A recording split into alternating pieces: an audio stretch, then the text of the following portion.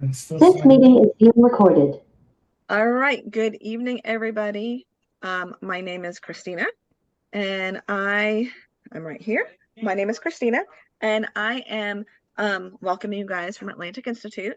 Tonight we have Tosca. She's our independent dialogue coordinator, and she is here to bring us a awesome conversation, and I'm here just to moderate in the background. So I will go ahead and let Tosca take it over. Thank you, Tosca. Well, hello, everybody. I'm really glad that all of you are here. I think that tonight's conversation will be extraordinarily interesting. I am going to introduce you to Betsy Grady and let her tell you a little bit about herself in the way that we will kind of interact with each other is we are encouraging you to participate in the conversation, and you can, type in any questions in the chat, and we will unmute every, when, we can have a question and answer period, and we're just trying to keep the conversation going. And so if you have something you want to interject, feel free, and I'm going to let Betsy tell you about herself. Thank you. I am glad to be here. I'm glad to be able to share this work. I actually work with Akashic Records. And if you're familiar or unfamiliar with that, Akashic Records, a lot of people know Edgar Cayce. If you haven't heard about him, he was known as the sleeping prophet. And he would go into a trance. And this was a man. He's probably made the Akashic most famous and most accessible. He was born in Kentucky. He dropped out of high school, I think, when he was like 14. So he's completely uneducated, very Christian. But he was, the story goes is he was failing in school because he was working to help support his family. And his father was very strict about school. And so he had failed a test, and the teacher told the father. And so the father really, without being, I don't want to say abusive, but really stern with Edgar, told him he had to learn this material, or, whatever the consequences would be. Well, something in Edgar's mind, he heard a voice that told him to put the textbook under his pillow and sleep at night. And so he did. He doesn't know where the voice came from. When he woke up in the morning, he knew the entire book, cover to cover, page to page, word for word. And so there was something in him that was connecting to this other world. Well, long story short, he started to go into a trance, and he would retrieve information from what they call the Akash. And the Akash is where everything is from. And he likened it to a giant library where there's just volumes of books, and you can just pick from whatever you need to know. All the information, from our existence, all eternal information is there. And he would retrieve information to help people cure illnesses that doctors couldn't even sometimes diagnose. But, and often they didn't have any remedies. And he would come and bring these things that nobody had even heard of, but they would work. And so he really made the Akashic Records famous. And so that's the work I do. I access that information. I don't do it like he does. I don't go into a sleeping trance or anything like that. And I certainly don't see that entire giant library. That would be way too much information out there. Yet when we do an Akashic Record reading, when you work with someone who does these readings, your guides come in with them, and these are your spirit guides. And your spirit guides, they've been with you since you were born here. They're with you even before you're born. And we can talk about that a little bit if you want to. But when we do a reading, your spirit guides come in. And so they're there to give any information you need to hear, want to hear. And they'll even tell you things you don't even know you need to know. But it's lovely because they have access to everything, and they'll let us see whatever we need to see. And if you have direct questions, specific questions during a reading, you'll get specific answers. most of the time you'll get really specific answers. And that's why I love this work. It's like Edgar Cayce could bring back a specific remedy for someone. And he actually created, based on his work, the Bach flower essences.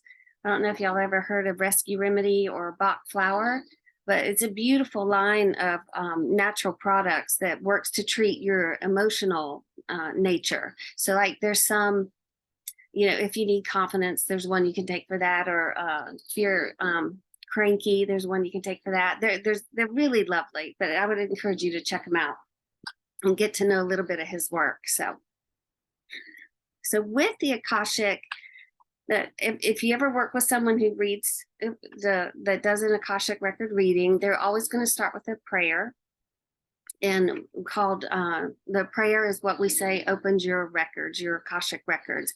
And so what I'm going to do tonight is read the prayer, and you'll get an idea of what a reading is like with me or any other person doing Akashic records. They should always start with a prayer, and then I'll just take a second to connect, and we will open the records.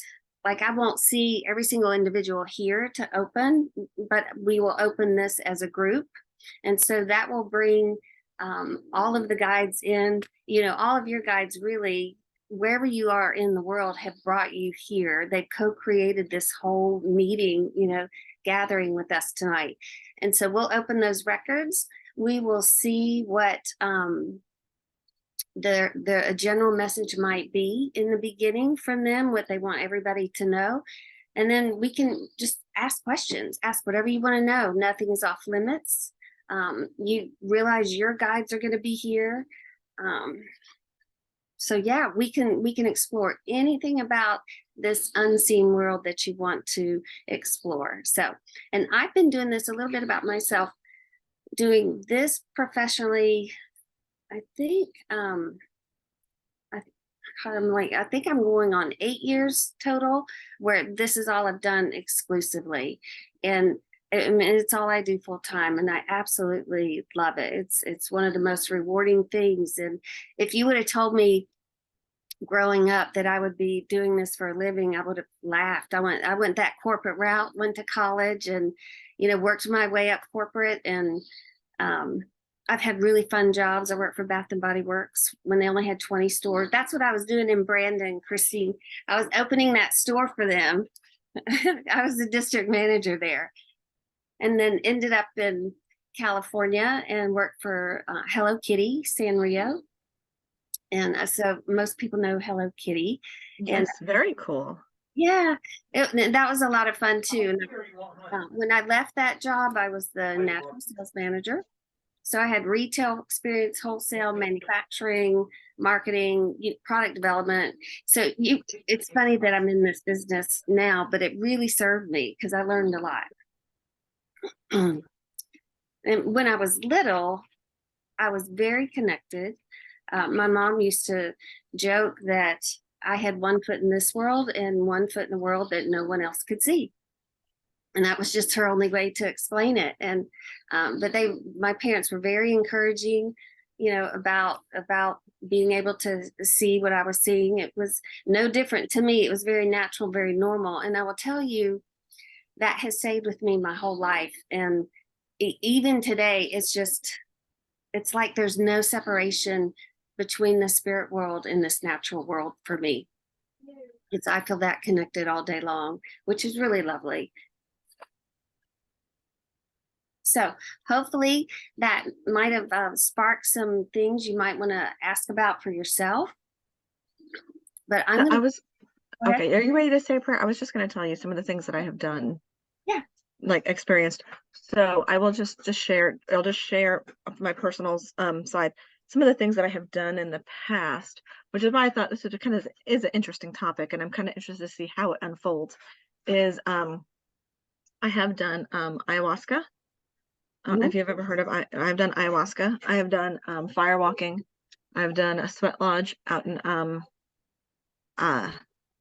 near Sedona, out in Phoenix. I did a sweat lodge many years ago. I've done the Landmark Forum, which was a very eye-opening kind of just conversational thing.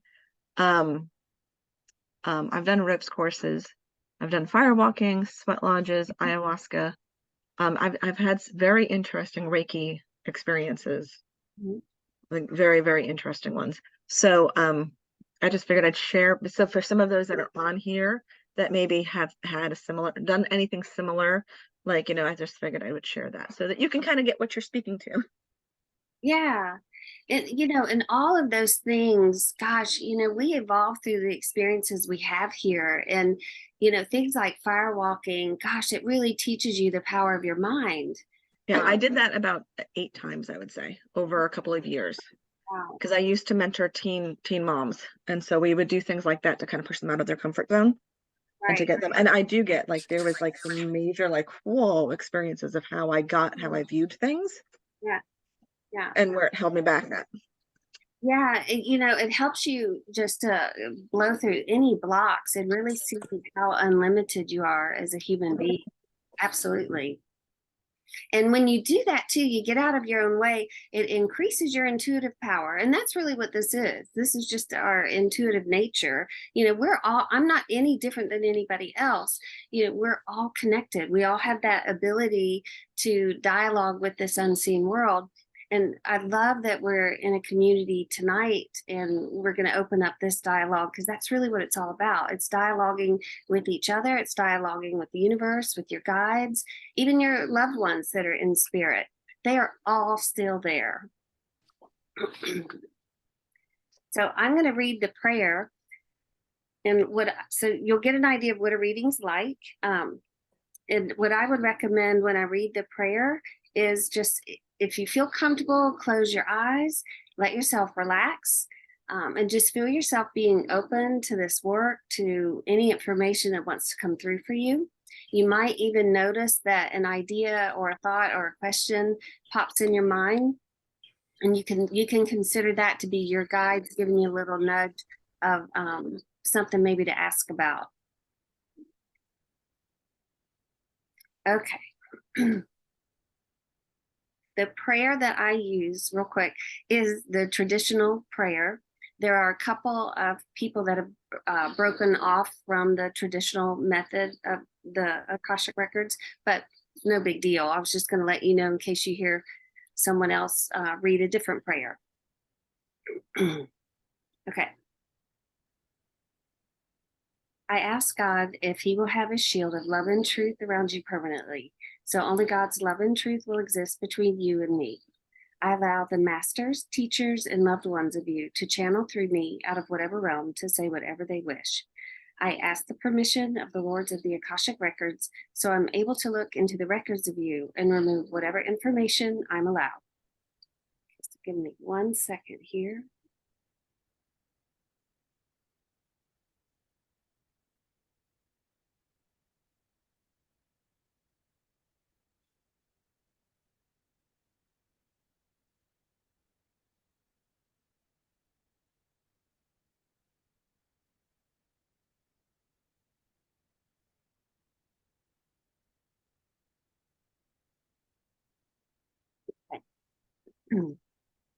So, and I'll look up a lot while I'm doing this work. One thing, and I'm just going to bring a general message from the guides. This is for everyone participating, whether here or listening later, it doesn't matter. This information is for you. And what they're showing is, and they want to commend the Atlantic Institute for doing this work and for bringing these things to light. And they're creating community through this dialogue all over the globe. And what they're showing me is they want you to think of each of you here on with us tonight, or wherever you're listening. They want you to imagine where you are as almost like a star, a bright light. And they want you to picture each and every one of you as little lights all over the globe. And what they're saying is all these little lights, and you draw a line to each one and see how we're all connected. But what they're showing is it looks almost like a net that is being woven around the earth. And they want you to understand how much support that brings to the earth when you get together in these forums. And they really want you to realize it is like a safety net that you're creating, because all of your energy is brought together And it's like sewn together, woven together to create a beautiful support system for the earth. That's really lovely. That has never come through before, ever. So that tells you something about what you guys are doing here. And it tells you something about each and every one of you listening to this information. They want you to really see yourself as a light in your area. And if you are not working in that light that you're showing up here with, then they would ask you to revisit your priorities and how can you bring more of your light to this earth, to this planet, because we need it so badly. So they also are saying there is struggle in the world right now, no doubt about that. And they acknowledge that struggle. And what they're saying is when you come together in this way, when you shine your light, whether it's independent or expanded by your connections here, that you are helping to negate that struggle.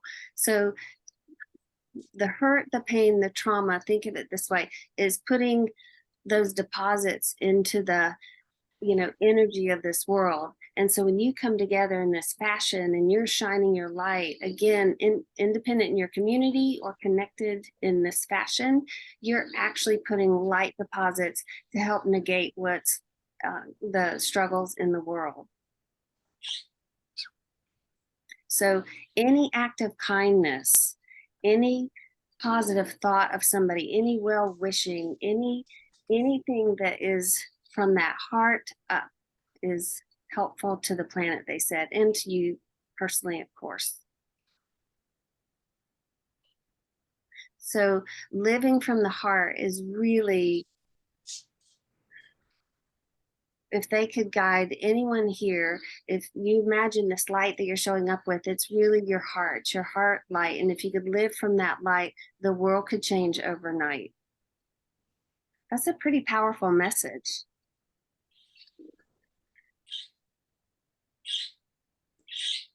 So they have lots they can share. There's lots they would be happy to talk about. And they would like to go to questions. Well, I actually have a question. Okay. So, when you have this ability and this awareness, what keeps you grounded into the physical world? How do you feel grounded? What do you do to make yourself feel grounded? Because it's sort of like that would be a nice world. Right? That's a great question. And I'm lucky. I was actually born in an earth sign. I'm into astrology too. I think that's very important, that numerology.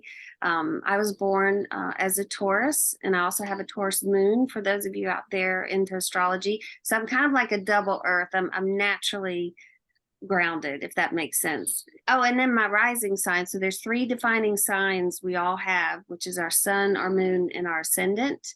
Mine's a Virgo, so I'm like all earth. So it's like I came in built to do this work to stay up there. But on a practical response to that, how do I stay grounded? I really try and stay in the present moment. If I find myself getting spun out, or I do too many readings in a day, sometimes food, really spicy foods or really earthy foods, can be grounding. Oftentimes, Epsom salt bath can be very grounding. I mean, one of the easiest things to do, and I'll do this often during the day, I'll walk outside and just put my bare feet in the earth and just be in nature. I would say that's probably the quickest, easiest way to be grounded, is to be in nature. I use a lot of aromatherapy, pet my kitties. I love my cats.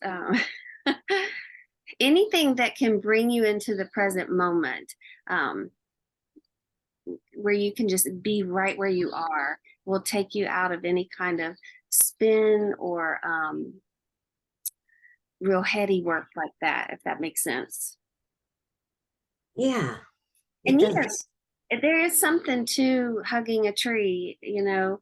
I mean, there really is. Trees have the strongest auras of anything on the planet. And if you go outside at night or just even when it's or just say dusk and you look at the trees, you'll see a band of light that goes over the trees. It's their aura. It's really beautiful, but they have the strongest aura on the planet. And so just touching one is going to ground you instantly. So, And then, speaking of that, do all living like trees, do they have a spiritual world? It's sort of I heard this in a song that the trees whisper and commune with the dead at night mhm. through their thing. Is there like, the spirit of water and things that we need on earth? Are those spiritual things? Yes, absolutely. That is such a great question. I don't think anybody's ever asked that. But yes, absolutely. There's so much power in water and trees and flowers, and I mean everything living, even everything not living in the physical is spiritual. And so when something has been created, it never ceases to exist, and it will have records. It has Akashic records. So we can talk to the trees, and we could talk to them collectively as a species. We could talk to individual ones. It's really remarkable how that works. So with Akashic records, because everything has a record, we can look at book titles, businesses, houses, all of it. But I know what you mean about water. Now, this is just what the guides are telling me to share. It's like the Native Americans understood this quite well, and that's why they had rainmakers in their tribes, because they could work with the spirit of water to create rain when it was needed. Wow. I know, nobody's ever asked that. That's really good. And then the animals too, like we have owls that live around us. Mhm. And I don't know, it just seems like when they come, it just seems like there's a different world. They bring something, the pattern of them. Like I feel really glad that we have owls in Yeah. our backyard. The dogs, maybe not so much. I have a little dog. But are there certain animals like elephants or, are all animals connected with? Mhm. So there is a collective consciousness of animals and again of the species, and so each animal is recognized to represent a particular power or energy. And again, you can go back to the Native Americans for their understanding of this. And owls tend to represent wisdom, obviously, but they bring omens. They can often be a symbol of death, and death as in transformation. Doesn't have to be a literal, physical death, but they bring that kind of allure from that underworld almost, you think, another world that we're not living in, but they are. And it's like they create a bridge from that for us, but all animals do. One thing that's really interesting is if you notice when I read the prayer, I invite the ascended masters, spirit guides, and ascended masters are people that are believed to have walked the planet and been great influencers and that ascended in their full physical bodies like Jesus. Moses is considered an ascended master, Merlin, even Buddha. There's so many out there. But one thing about animals, and this came through in a reading earlier this year, is they too have ascended masters. So there's a kind of hierarchy there with some animals that have had great influence on the world. Isn't that fascinating? Betsy and Tosca, if you don't mind, there was 2 questions in the chat, and I thought, could I read those real Yeah. quick? Yes. So Justin was asking, this one is probably a simple one. It's just like finding the ability to slow the mind on demand. Is that what grounded is? So like finding the ability to slow the mind on demand. Is that what grounded is? Yes. And then, so if you want to answer that quick, then I have a longer question for you. So yeah, when we're in our mind and we're in the headstand, grounding brings us out of the mind. Yes, absolutely. And back into our awareness present moment. So think of just getting out of a headspin. Absolutely. Yeah, I was going to say, Justin, there's been times I thought I just want to go lay down in the grass field and just like breathe. Mhm. I think that will just ground me. Yeah. And speaking of that, taking a nap is a great way to reset that too. Absolutely. All right. So Darcy asked, she said, question. She said, not sure if this is too specific, but is my departed loved one still around after a few years? And or I have lost all or my original motivation since this loss, and I am still struggling to reconnect with my previous creative talents and ability to earn financially. It feels like my soul is fatigued beyond. Mhm. Any thoughts appreciated? That's a good question. So, okay, your beloved is still around and likes where you are living, thinks the move was great. Hang on here. Not enough animals around you. Looks like you need a few more animals in your experience. I'm not sure how many pets you have right now, but I would say more would be helpful. And one thing that wants to be communicated to you is that animals help take on your pain and your thoughts, your energy. So where you can't lift out of this space, animals will help you do that just by the nature of their beings. So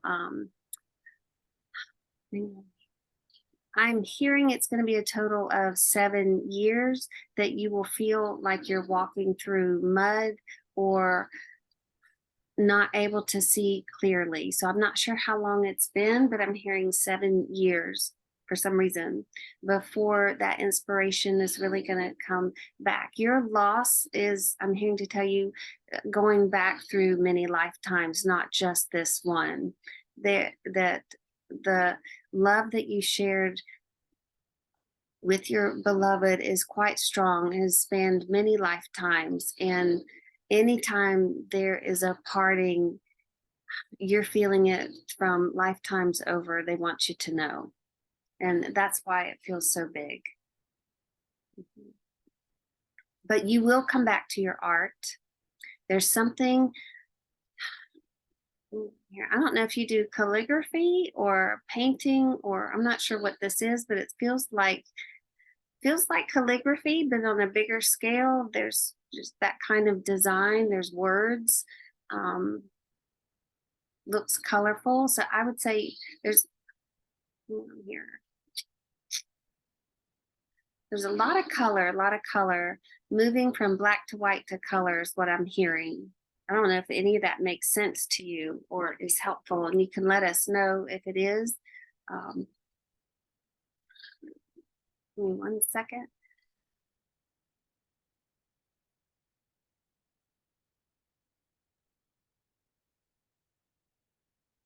I'm also hearing to tell you, this is from, I'm not sure if it's your guides or your beloved, but I am hearing that you need to get new clothes. You need to wear new clothes. You need to wear something different, being something new. And that will help shift your energy. But there's,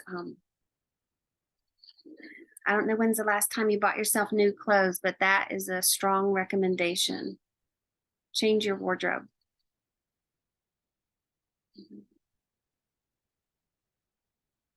Did Thank she? you. Thank you. I had another question in there. Jeremy was asking, could you discuss the phrase, the veil is thin, and how it applies to spiritual communications? But I will just, before we go there, Darcy just commented in there. She said, thank you so much, Betsy. It's only been 3 years. I think about the calligraphy. I'll think about the calligraphy. I'm a writer, and I also like and like also to design ads, signs, and photos. New wardrobe, it's been a while. Many thanks. Oh, good. Okay, so then going back to Jeremy, he said, could you discuss the phrase, the veil is thin, and how it applies to spiritual communications? Okay. So the veil is thin. Okay, think of it this way. When we are, this is a really great way to, this good question for all of us. When we are born, well, let me back up a little bit. When we're in that space, life between lives, and we're designing our lives here, we have access to everything in the records, basically. So we have full knowledge of the lives we've lived, the experiences we've had, the different roles we've played, and then we have ideas of what we might want to do next. So when we're born, we choose in this space, we decide what we want to do, and then we come in, into this life, into these physical bodies, into this earth experience. And there is a filter, you could say a veil, that has been placed around your memory and connection to that space where you were making these designs. So a couple of things here. That veil is very necessary. One, so that you can have full, focus and intention on this life you have here. And well, anyway, and that's what this life is about for you. That it's also there because if it wasn't, and you were here having a human experience with so much access to this is a lot of times what schizophrenia is their filter is not what our filter is. And so you could call the veil a filter, if that's another way to think of it. So when it's thin, it's like we are hearing more things, seeing more things, knowing more things. So imagine that big giant library, and the filter's thin, the veil is thin, which means we can access more. And what was the other part of the question? What does that mean for Communications, spiritual communications, and how it applies to spiritual communications? Oh, okay. Yeah. So because it's thin and we're starting to hear, see, and know more, that's our spiritual communication right there. Most people discount it as just their mind telling them things. I'm just telling myself that, or I'm just making this up, but not really, not really. So when the veil is thin, when astrology says the veil is thin, take those times, take those moments to meditate, or like Christina, you were saying, do ayahuasca, or how any of you get out of your heads and open to that world. But when the veil is thin, be prepared for a lot of stuff to come through. Dreams, big time. I was just going to add something when I know we're talking the veil is thin, but it made me think of this is one of my, so I do this work and I'm also a birth doula, and so this is one of my favorite books as a birth doula when I help women. It's called Spiritual Midwifery, right? And I just wanted to just read this one little forward in the front, because I always think of this when I think of like a veil or anything like that. And it just says in here, it says, I'm going to read only half of it, but it just says, when a child is born, the entire universe has to shift and make room. Another entity capable of free will, and therefore capable of becoming God, has been born. In that way, every child's birth is exactly like the birth of a world teacher. Every child born is a living Buddha. Some of them only get to be a living Buddha for a moment because nobody believes it, nobody knows it, and they get treated like they're dumb. Babies are not dumb. Just because they don't speak English doesn't mean they're dumb. A newborn infant is just as intelligent as you are. When you're relating with her, you should consider that you're relating with a very intelligent being who just doesn't speak your language yet. And you shouldn't do anything, it just says in here, gross to her before she learned to speak with you, which would mean like some people ear piercing or, things like that. But I just always love that this says the universe has to shift and make room. I love that thought that you have to get, we're bigger than just this, that there's this whole, that this universe has to shift. And, and I just think that that's such a neat thing to come to think of. Lee had a question in here and said, do the guides have a message for us related to the full moon lunar eclipse in Taurus this Saturday?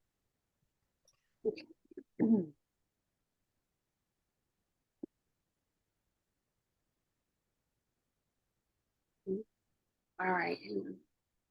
They are recommending that you pay attention to a theme that has been in your life. I'm here for a second here. They're saying 90 days, so 3 months. I'm not sure. It may line up astrologically or not, I don't know, but they're saying they would like for you to pay attention to a theme that has been in your life for the last 3 months, the last 90 days. And they would tell you that this eclipse is about bringing this to light, about bringing resolution.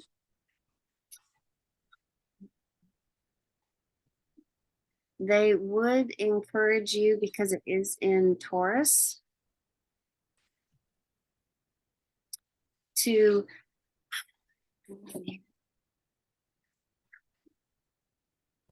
they are saying Taurus rules, obviously, well, it's ruled by the senses, but Taurus is our comfort, it's our home, it's our security, it's our finances, it's our careers, things like that.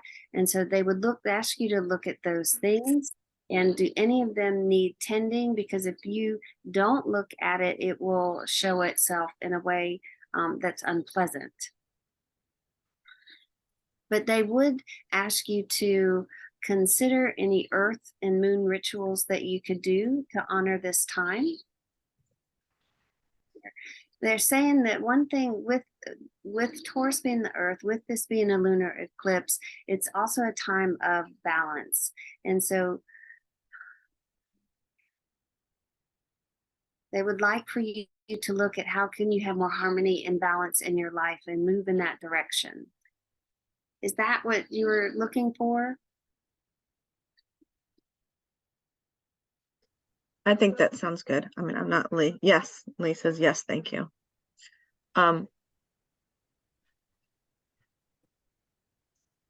Okay. So Laura has a question. She said, I'm gonna read Laura's and I'm gonna read Jeremy's. Is that okay if I read two? Yeah. Or sometimes I do that just so that I can keep track of everything.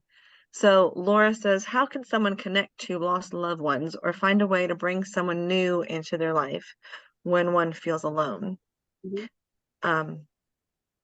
And then Jeremy says, do the guides have anything to say pertaining to the space rock capsules that were just returned to Earth?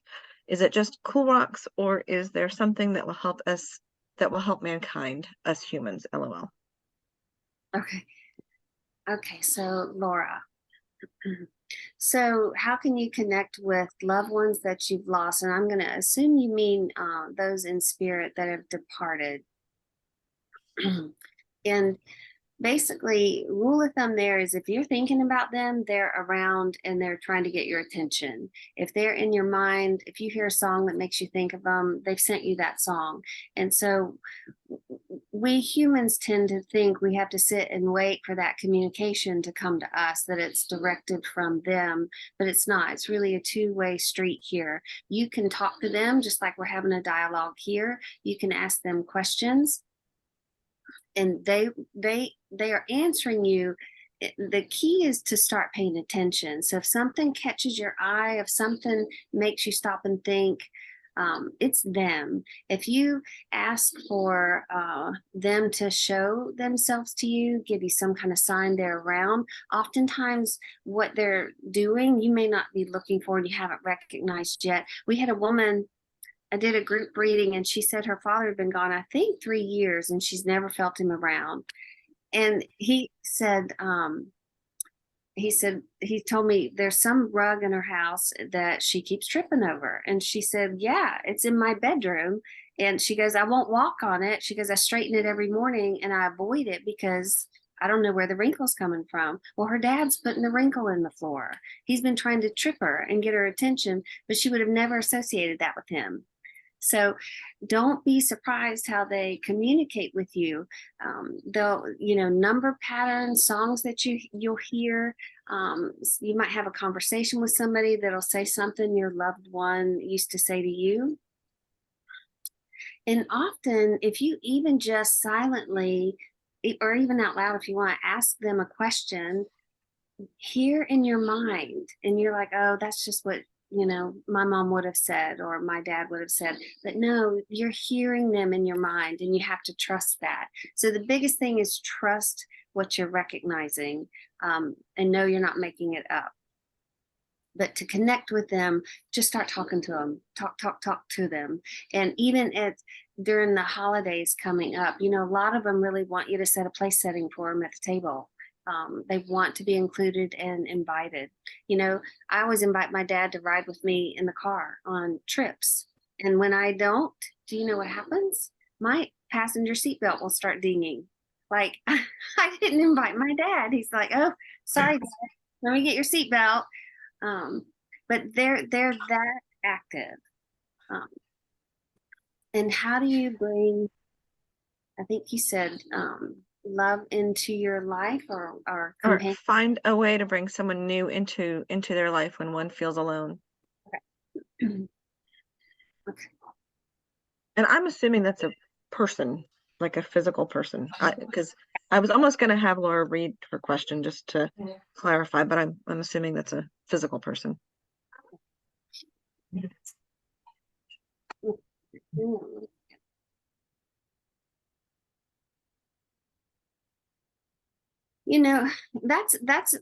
a bigger question, because we're all down here working certain things. Our soul is here to have certain experiences, and some of us it's in relationships, and in relationships sometimes it's that absence of relationship where we're really doing our kind of soul understanding. So for you, what they're saying, 1 second here. Okay, what they would like for you to do is to understand that you're not alone. So feeling lonely, feeling alone is a vibration and it's a state of mind. And so they would ask you to start recognizing that you can change that vibration.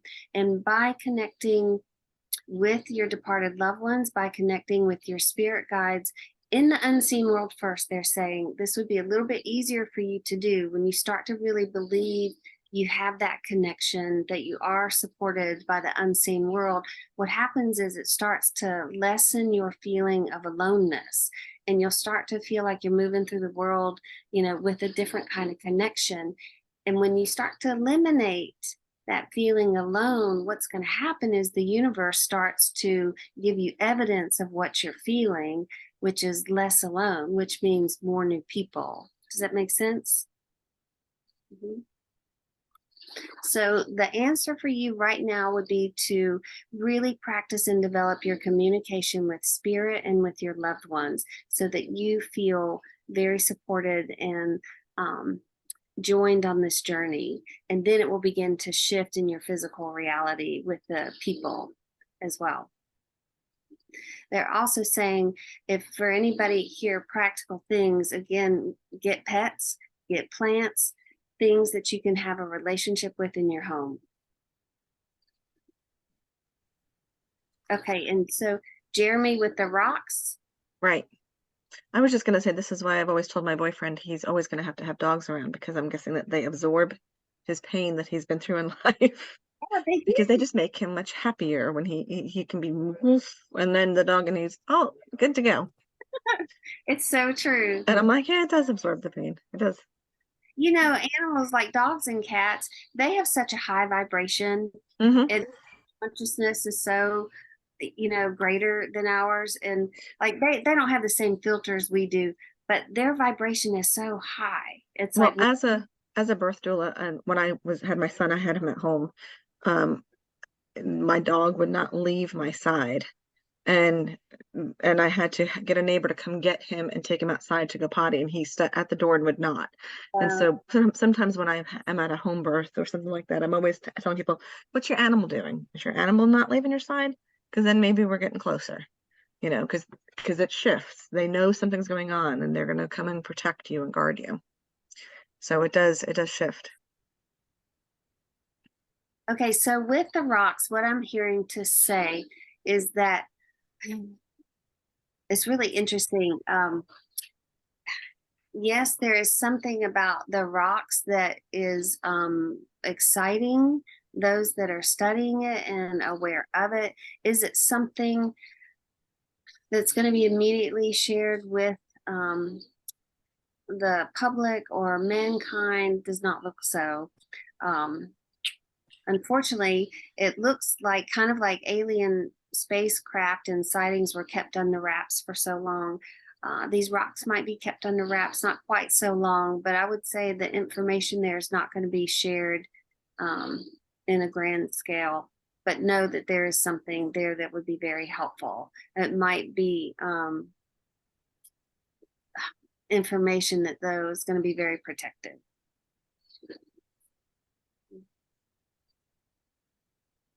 I don't think there's anything we could do about that.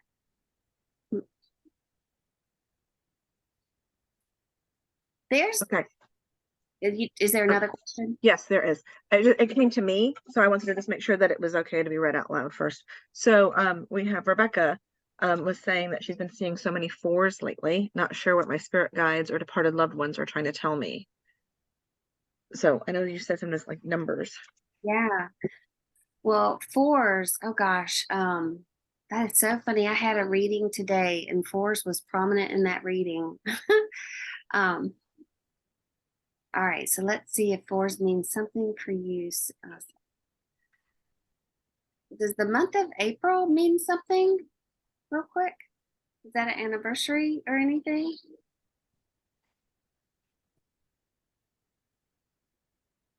I don't know if that is for Rebecca. No.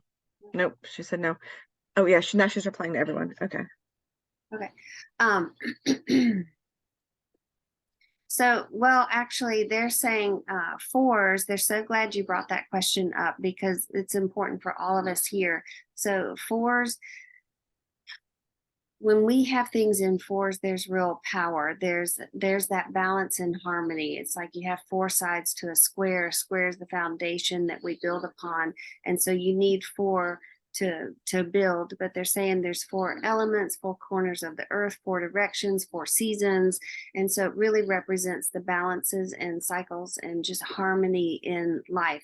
When we see 444 from the angelic realm, they're telling you that the archangels are around you.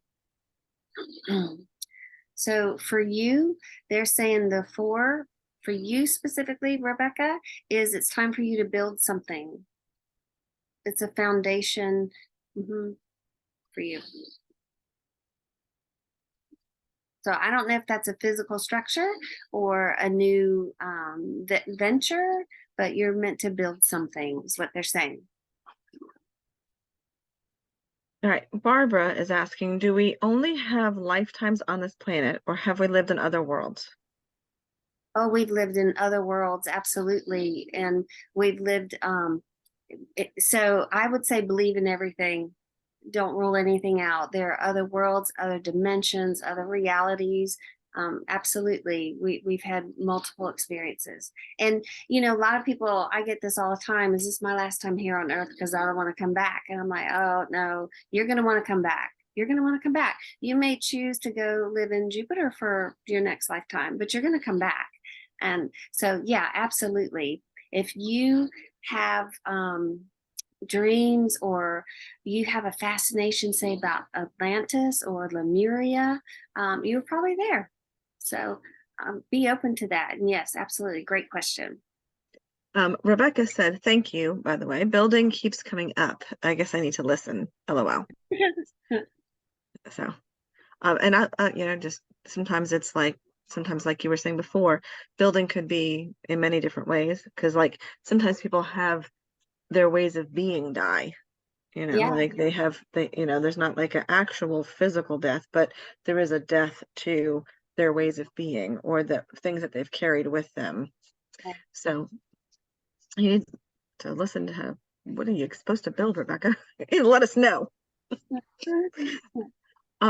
Tosca, did you have another question? Well, I have a bunch of questions actually, but Oh, I want to go back to Laura real quick. I'm sorry, something just came through. A way to practice being connected to or really believing that the universe is listening, or your guides or whatever. There's a woman named Pam Grout, and she wrote a book called E Squared, and she's written another one called E Cubed. But both of those books are just practical exercises that you can start using today to it's like prove to yourself that the universe is listening. And they're fun. You can do them with people too. And she's really a funny writer, but that would be something. Get her book E Squared and start there too. that was one of the things I was going to say is, do you have recommended readings, or what would you recommend to kind of get started in this world? Oh gosh, that's a big question. I'm an avid reader. Well, Dolores Cannon. I don't know if she's got a lot of books. Dolores Cannon, Michael Newton, and both of them are past life. They're famous for their past life work, but what they've written, I think, is just really remarkable and can apply to everybody. It's not just all past life stuff. Brian Weiss, his first book, I think, is phenomenal. Just to introduce the idea that this isn't just one lifetime, that this isn't all we have, and that there's so much more going on. Well, yeah. I was going to ask you, do the departed, do they stick around for a long time? Is my daughter still here? Yeah, absolutely. Absolutely. So they never go anywhere, no matter how long it's been. And even if you imagine, they've already had another incarnation. So the soul of your daughter, the soul of any of our departed loved ones, how we knew them, the energy of them as that person will still exist. And so we'll always be able to connect with that in spirit. They could be having another lifetime. They could be having a few lifetimes. We're probably having, several ourselves right now. But yes. And one thing you need to know from her is that she is gifting you this life you have now. In her passing, this doors are being opened for you that would not have opened had she stayed. And you are having a very different experience. And for that, she's grateful. She said, you're here to do big work, and you've already done big work. And this has just sent you an entirely different journey. And she said, there's lots more for you to do. You're just getting started. Wait, does that sound like her? And thank you. Yeah.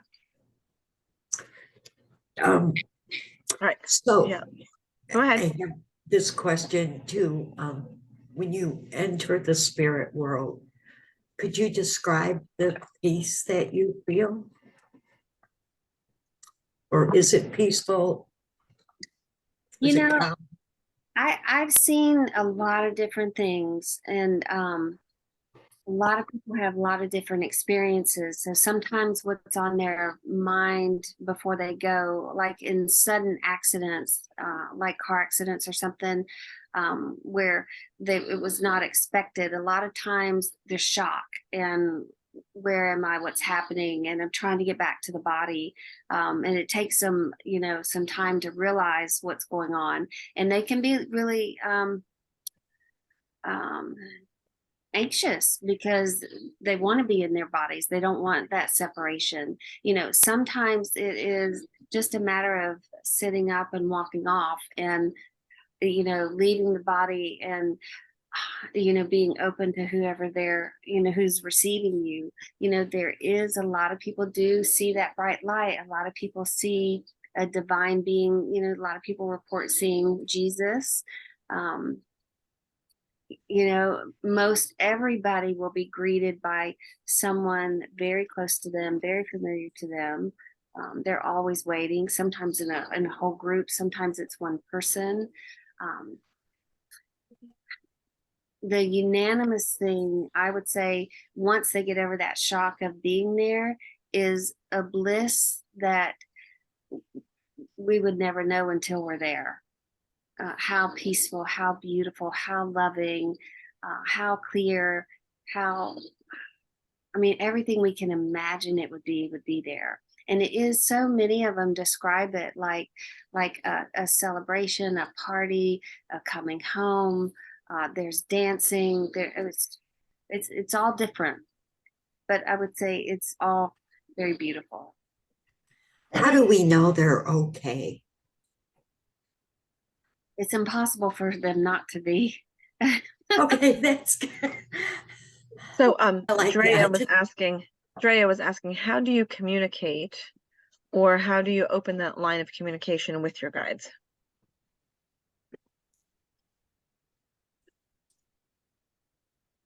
So your guides are with you 24/7.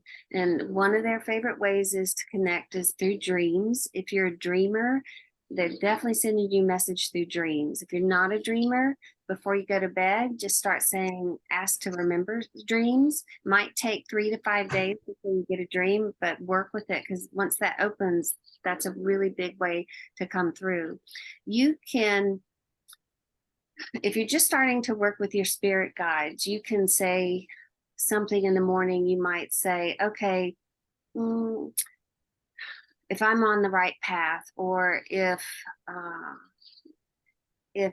working with you today can be easy, show me sunflowers somewhere today. I know sunflowers are common, and probably this time of year they are, but pick something random, whatever comes to you, and then watch during the day how that shows up for you.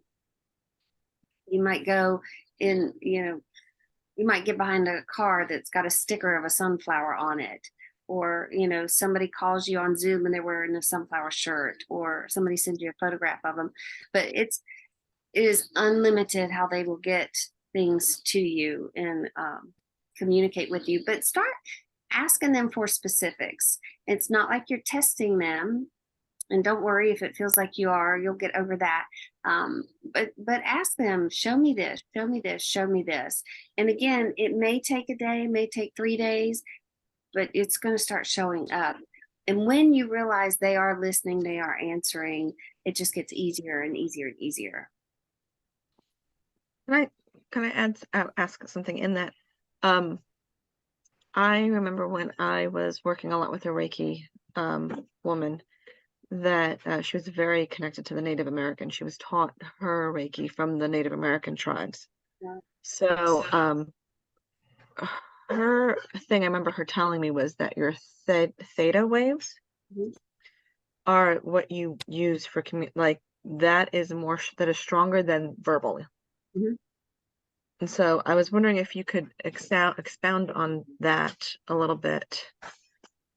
Well, your theta waves, when you're in theta, is when you're completely open. You're in your total right brain, so to speak. So there's no left brain operational system in there. So theta is that direct connection. That's why they say if you want to manifest something, to be in your theta mind when you're, visualizing what you want to manifest. So that is a wonderful time to communicate. And again, it may feel like you're sending information one way, but if you really give yourself time, like in meditation or in that space to listen, you'll get messages that come through. Absolutely. And there's all kinds of things you could do. Meditation, I would say, is number one. Meditate, practice automated writing, and just write whatever's coming through, because often it's your guides just coming right through. You can ask a question and just write. Mhm. Right. Thank you. Drea was responding to your question, the question that she asked and you answered. She said, okay, thank you. She said, sunflowers are my favorite. Aha, I got that. So, Lee commented on here and said, for communicating with your guides, I found this book helpful. It is practical steps, the Akashic Records by Ernesto Ortiz. I think Betsy recommended it to me. Yeah, Ernesto Ortiz. He's so lovely.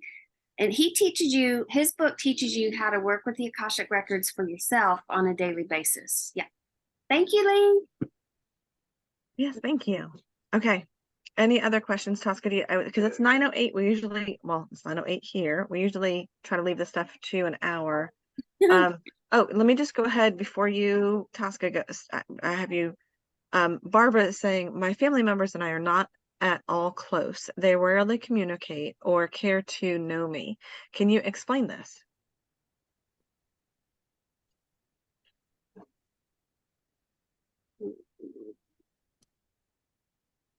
So that too, I would love to explore that in a longer reading that is more specific to get into. But one thing that I'm hearing is that some of us, going back to relationships, some of us choose to come into these lives and be isolated somewhat from our born-in families. And so what we're learning, our soul is really understanding what life is like when we don't have that connection with the family of origin that we came in with. And we're meant to create our families elsewhere and find our connections and our sense of wholeness from within ourselves. It's like we have to be the whole family to ourselves and then create that in the world for us. So one of the things they're saying is, so often though, people are in their own places of hurting and perceptions, and they're living life in survival the best they know how, and so they don't have the ability to really connect in a way that you might want to connect or be able to connect with others. And so sometimes it's not even about you, it's more about them and what they're capable of. And they're also saying one thing, they would like for you to, if the door is closed right now, understand that other doors are opening. And if the door is meant to open, it will open again. And the most important thing is for you not to force or effort, and just look for the open doors.